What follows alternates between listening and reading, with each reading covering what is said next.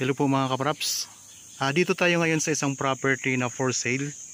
Ito ay matatagpuan natin dito sa bayan ng Nagcarlan, Laguna. Ito mga kapraps ay isang farmland na palibot may bakod.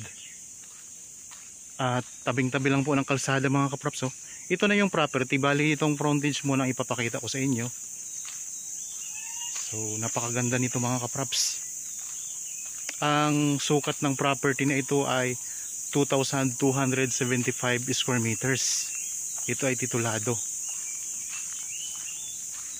Dito muna tayo sa pinaka boundary ng property. Ayan po ang mga katabi yung property din, mga farm din yan mga kapraps.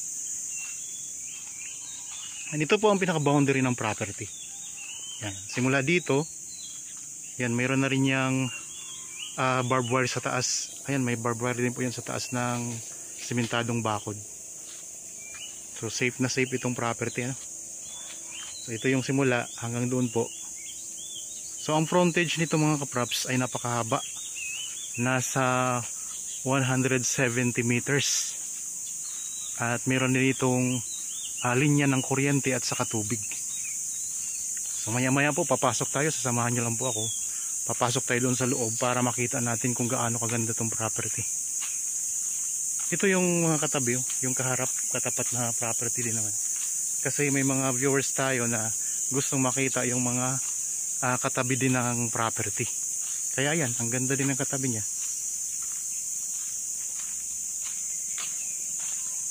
Tapos ito ay titulado mga kapraps. At malapit lang din po ito sa highway. Nasa ano lang po, 3 minutes travel time, nasa highway na tayo. So puntahan natin ang pinakadulo nito. Meron itong dalawang bahay sa loob ng property mga kapraps. Mamaya makikita nyo naman. Tapos itong kalsada ay bagong gawa lang yan.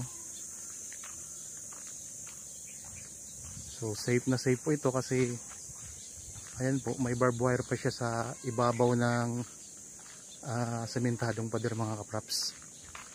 Tapos mayroon na kayo ditong mga solar. Yan, may mga solar na rin po yan na naka-install. Sa perimeter niya may mga solar na siya, may mga ilaw na.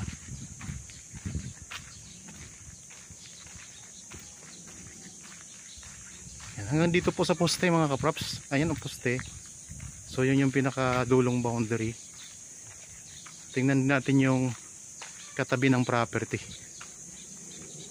para may idea kayo kung yan, dire-diretso po yan. May mga property po dyan, tapos may palayan dyan sa dulo. Ayan mga kapraps. Ayan, ito yung katabing property. So ayan po yung bakod nito kung i-offer ko sa inyong property mga kapraps. May mga tanim na rin sa gilid ng mga mahogany. Tapos meron na rin kayo ditong solar na ilaw. Ayan, mga mahogany yan mga kapraps. Tapos doon, so palibot na po yan ay bakod na semento. Tara, punta na tayo sa loob. Habang kayo po ay nagpapahinga dyan at nagre-relax dyan sa inyong kanya-kanyang bahay, yan, samahan nyo po akong mag-ikot para makita nyo itong property na i-offer ko sa inyo ngayon. Tapos meron din po akong Facebook page at TikTok account. Paki-like na rin po at share. Marami din po akong mga pinopost doon ng mga short videos na baka makahanap din kayo ng property doon. Tapos yung mga kompletong video nandito po sa YouTube nakapost mga kaprops. Marami itong mga tanim sa loob. So inuuna muna natin dito ang ang frontage.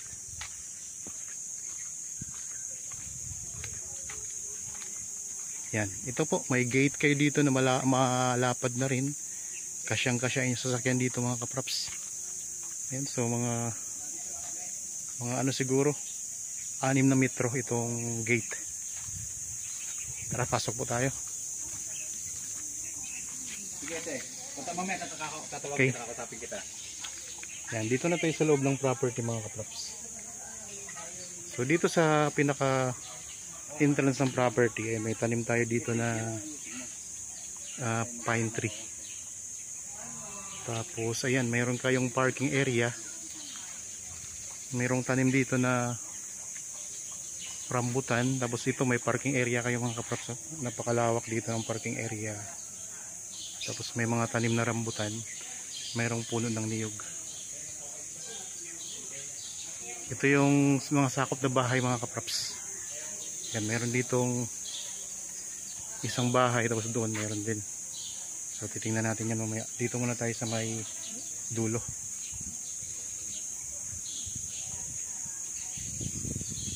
So ito meron din itong space mga kaprops.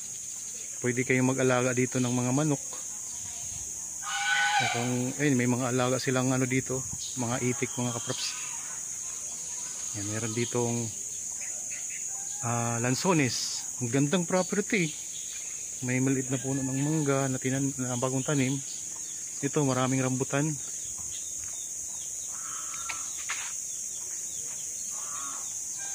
Tapos dito mga kaprops,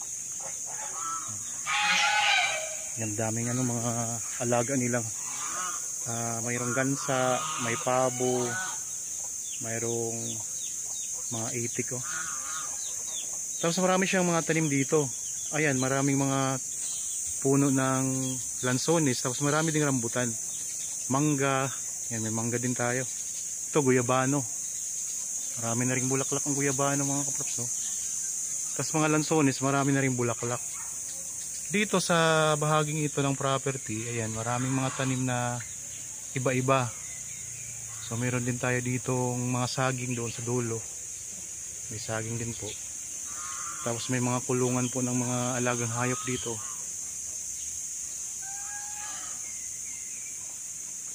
Ito. So lawak-lawak din to kasi 2,275 square meters ito mga kaprops. So ayan, naghalo-halo yung may pabo, mayroong manok, mayroong gansa, itik, meron din. Yun, tingnan nyo po mga kaprops, so palibot na siya ng bakod yan. Yan, palibot niya ng bakod. Kaya wala na kayong problema sa bakod dito. So develop na siya mga kaprops na property. Yan sa bandang likuran oh. Ayan, mayroon ding mahogany mga kaprops pala dito. Ayan, may mahogany din. So di lang tayo makakapasok doon kasi baka makalabas tong mga alagang mga alaga nila na mga manok, tapos gansa, mayroong pabo, itik. Yan. Ang mga kaprops, ang bakod nila ay lampas tao to. Ito lampas tao to mga kaprops. Yan, lampas tao po yan. Tapos may dito. Meron pang barbed wire. Kaya safe na safe ito mga kaprops. Okay. Dito tayo sa Tapos dito meron pa sila ditong space oh. Yan, may malaking space dito. Tanong natin kung anong nilalagay nila diyan.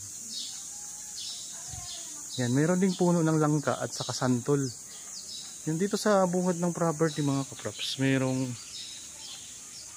tayong dito, rambutan.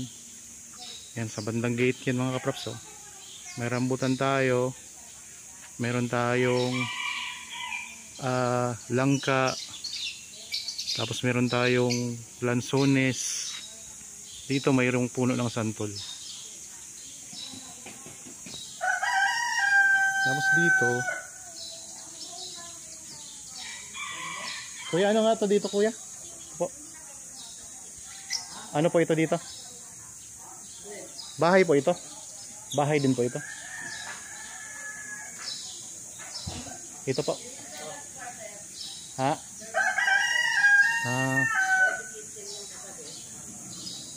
Tapos dito po, pwedeng budiga, pero ano po yung dating nilagay? Kabayo ba yun? Kasi ginagawa lang namin yan. So ito may malaking pwede nyo gawing bodega mga kaprops dito. Ngayon, nilagyan nila ng mga alagang aso. Yan. Pwede rin ano, pwedeng tayuan ng bahay din ano. Pataasan kasi buhos yun eh. Kasi ito, sino nakatira po dito? Gagaswarte yan sa mga tao. Mga tauhan. Yan, dito pala nakatira yung mga tauhan. Yung dirty kitchen. Ginawa namin laundry yun doon. May laundry din dito mga kapaps. Yan, wala na kayong problema sa tubig. Ang tubig dito ay deep well at saka nawasa. Ayun, mayroong deep well daw dito at saka nawasa ang source ng tubig. Dito ang pwedeng dumaan po dito. Nandito tayo sa may bandang likuran.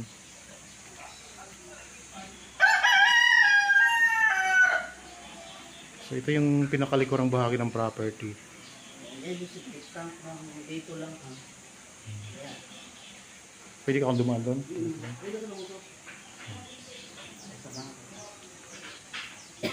Ito yung pinaka-dirty kitchen ano? Hindi, yun ang dirty kitchen. Yun ang dirty kitchen. Ito, in-extension lang yan eh. Lahat to nakaano. Dito sa likurang bahagi, mataas ang pader no? Ayun no? Mas mataas po siya. Mas mataas siya kaysa doon sa harap no? Parehas lang. Parehas lang. Pinaasan. Lahat nakapaikot na ito ng solar. Ito yung master bedroom. Yan, ang daming mga tanim dito. Maraming mahogani nakapain. So pinataasan siya, dati ganyan lang siya, pinataasan pa siya no? Mas mataas na. Tapos may barbed wire pa rin. Tapos mahogani, maraming mahogani sa palibot. Ang mga rambutan, puro may mga ano na yun, namunga na. May madaming bulaklak na rambutan. So ang daming bulaklak. Mga namunga na rin. Ayan o. Ayan o, yung mangga na yan o. Oo nga no. Ayan mga kaparps, oh, maliit lang na mangga. Nakakatuwa siya, meron ng bunga. Ayan. Ilan ang bunga nito? Dalawa. So, yung iba naman na nakatimon din yan, may mga bunga din o. Mga dwarf. So ang ganda mga kaparps ng mga mangga dito. May mga bunga na siya, ang liliit pa. Papaya. Nakakatuwa. Oh. Yun o, puro bulaklak yung mga rambutan. Lansones pa. Ito kalamansi, may kalamansi din. May ano din. Alin dito ang orange po? Ayan o. Ito. Ay ito, may bunga na rin ang orange yan. Yan, meron ding orange mga kaprops, may bunga na rin. So maraming tanim dito. Sa tanim pa lang ay panalong-panalo na kayo dito. Papaya, yung papaya. Ito guyabano. Ayan, papaya. Maraming tanim. Di na niya kailangang magtanim pa kasi marami na siya. Marami ng tanim. Ito may papaya, kalamansi. May dalanghita din ba to? May dalanghita din. Tapos ito orange. Ito ang orange mga kaprops. Ang baba ng puno niya. Ito pala yung puno ng orange na ganito. So dito tayo sa may bandang dulo mga kaprops. Ito yung pinaka harap ng kalsada. Yan. Yan yung barangay road dyan. Yung pinanggalingan natin kanina, yung pinaibay natin yung frontage, yan po yun. Ang ganda pa ng mga rambutan dito, mabababa lang. So mabilis lang siyang pitasin. Akyat ka lang ng konti. Ayan, mapipitas mo na. Meron ka pang hagdan oh. Yan, may hagdan ka pa mga kapraps. Ayun o, yan naman. Yung buko na yan. May ano din. Ito, may papaya kayong malalaki ang lahi nito no? Mahaba tapos malalaki. Ito, orange din ito mga kaprops oh. Ito pala yung puno ng orange. Ngayon lang ako nakakita nito ah.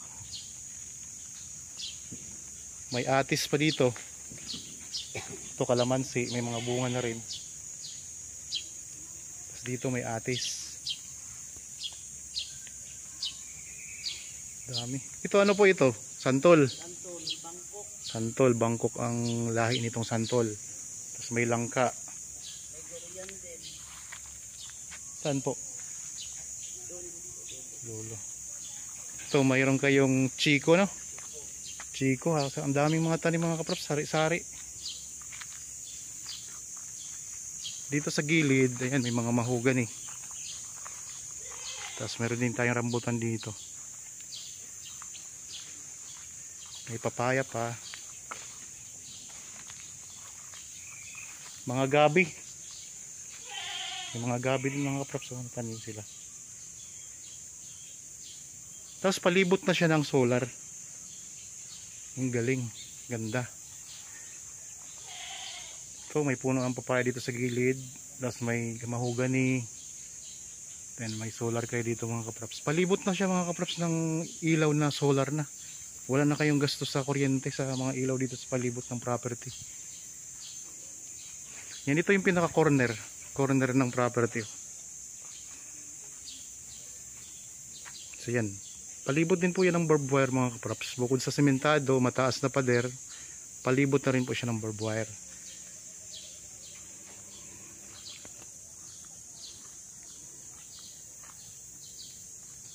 Ito, may mga santol, may mga bagong tanim din. Tapos dito nyo nilalagay mga kambing. Mga kambing, ayan, may mga kulungan din ng kambing.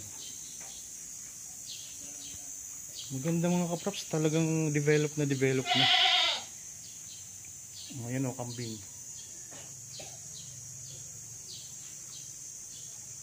Yan ang kambing, wow, kambing. So kung mapapansin nyo, yung bakod, pinataasan lang na. Dati kasi mababa lang yun.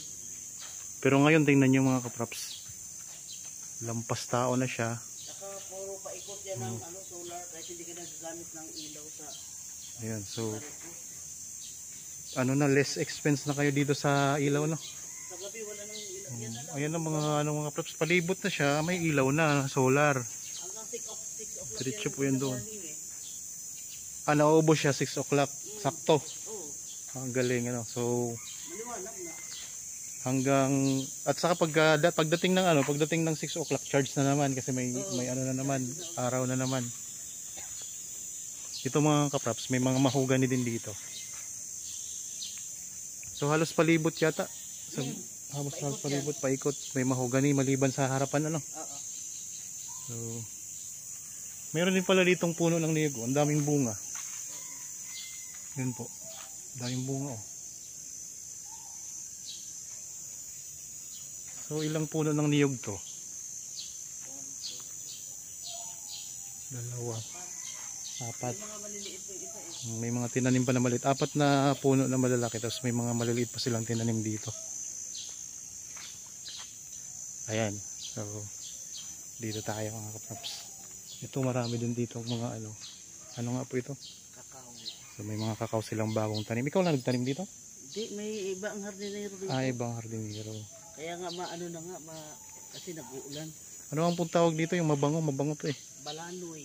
Yan, may balanoy dito. O sa sangig. Sa Bisaya, sangig, no? Oo. Kasi Bisaya ako eh, sangig sa Bisaya. Yun, may kasama pala ako ditong Bisaya. Tapos may tinanim sila ditong ampalaya, oh. Yan, dami na nga ng yung sangig na yan, nagkalat. Hindi ko na So, pinapuno. kapag nabili nyo to mga kaprops, ayan, ang ganda na siya. Pwede kayong mag-garden pa dito. Habang kayo ay nagpapahinga sa inyong bahay, wala kayong trabaho. So dito, mag-garden po kayo. Yan. Ito yung durian, di ba? Hindi, yan ang durian. Parang pareho lang, no? Yan, ay palang durian. Mukhang durian kasi yun. Ayan, ito may durian silang bagong tanim dito. Ito, mga kaprops. Saluyot ba to? Ayan, may saluyot dito.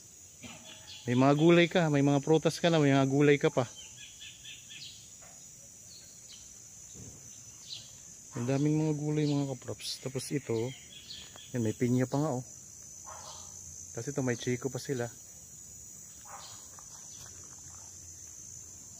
Meron tayo ditong mga sili.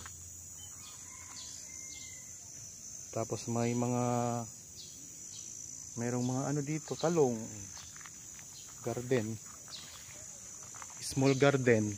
May farm ka, mga prutas, mayroon ka pang small garden mga kaprops. So ulitin ko lang mga kaprops ha. Ang property na ito ay may sukat na 2,275 square meters. Ito ay titulado. Ito ay matatagpuan natin sa bayan ng Nagcarlan, Laguna. Napakaraming mga tanim. Palibot na siya ng bakod na semento at meron pa siyang barbed wire. Ang perimeter area ng property ay napapalibutan na rin po ng mga solar na ilaw, kaya makakalis na po kayo sa bayarin sa kuryente. Yan, kita nyo naman po ang mga tanim mga kapraps. Ang frontage ay nasa 170 meters mga kapraps. Ang frontage nito. Tapos ayan po, ang ganda ng mga tanim niya kasi mga namumunga na. Tapos meron pa ditong bahay na dalawa. Ang isa ay yung tinitirhan ng manggagawa nila dito mga kapraps. Meron pa kayong kulungan ng mga kambing, may kulungan kayo ng mga aso, tapos may kulungan ng yun kanina na pinakita ko naman yung kulungan ng mga ano po, hitik, mga pabo, may alaga sila dito, manok, tapos may gansa pa yung mahaba ang liig. Sari-saring mga prutas mga kapraps, may orange nga yung pinakita ko kanina mga kapraps, may orange dito eh. Tapos may papaya, may atis, may chiko, may kalamansi, may guyabano, mga niyog, may mga saging. So sari-saring mga tanim dito mga kapraps. Tapos may mga gulay pa, mga tanglad. Tapos ang ganda ng mga mangga, namumunga na. Tapos ang orange, ito may orange nga dito, nakita ko na kanina, nakita ko pa rin sa inyo yan. Tapos malawak yung parking area nyo. Pagpasok pa lang sa property, malawak yung parking area. May linya na ng kuryente, may linya na rin ng tubig. Yan, ito yung nakakatuwang mangga na pinakita ako na ano. Yan, ipapakita ko ulit. May mga bunga na yan. Maliit lang siya pero may mga bunga na yan mga kapraps.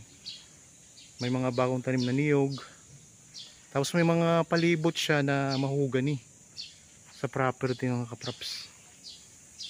Tapos itong bahay, ayan, maganda rin po ang bahay, kaya titira na lang kayo dito. Tingnan natin dito mga kapraps, balik tayo dito sa may harapan. So dito may mga tanim din ng mga halaman. Tapos ito, ganda ng mangga mga kapraps, may bunga na rin kahit maliit pa. So kaya kung interested po kayo, pwede kayong pumunta dito para tingnan itong property. Ayan, may lansones dito sa may bandang harapan. Tapos may solar din yung bahay. Ayan, may solar din yung bahay. Tapos ito, meron kayo ditong space na may mga lamesa din.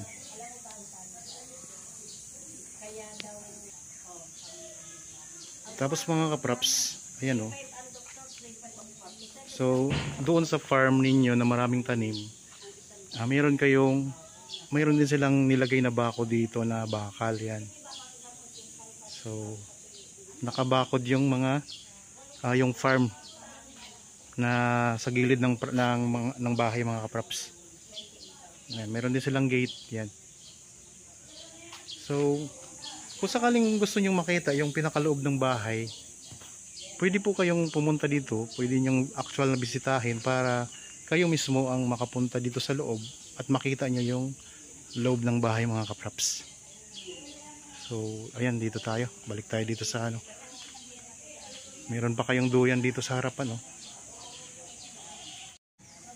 Kung gusto mong mag-relax, may duyan pa kayo dito sa harapan. Tapos ito yung pinakaharapan ng bahay. Pakita ko lang yung pinakaharapan mga kapraps.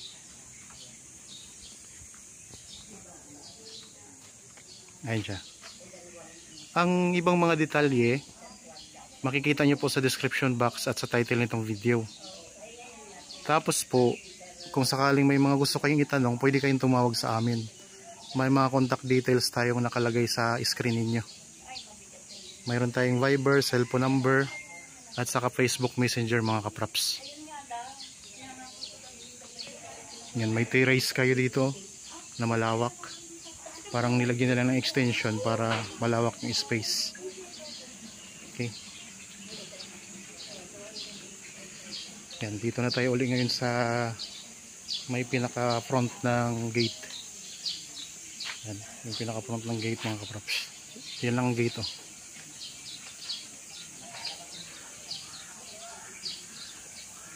So kaya kung interested po kayo, ayun, tawagan nyo lang po kami para makita yung personal itong property mga kaprops. Napakaganda niya. Dito lang po ito sa Nagcarlan, Laguna. Malapit lang po ito sa National Highway. Nasa 3 minutes travel time lang.